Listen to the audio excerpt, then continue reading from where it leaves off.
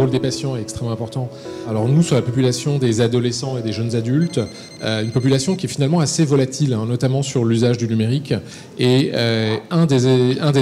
finalement des leçons qu'on a apprises en travaillant avec eux, et notamment dans le développement de cet outil mobile, c'est qu'ils nous ont dit, nous, on ne veut pas être fliqués, traqués. Hein, le tracking, ils nous ont dit non, on ne veut pas.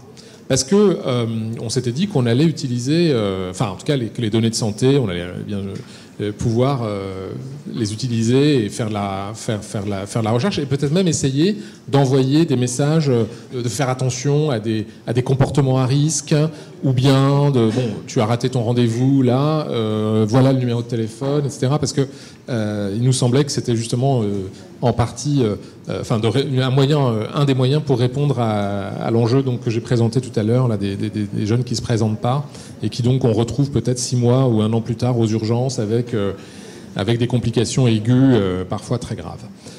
Donc là, on a été surpris en fait au début. Donc ce qu'on s'est dit, c'est qu'on allait effectivement respecter ce qu'ils nous ont dit, parce que ça, c'est pas possible. Enfin, je veux dire, voilà, si on va contre c'est l'antithèse de ce qu'on veut faire. Donc évidemment, on a respecté ça.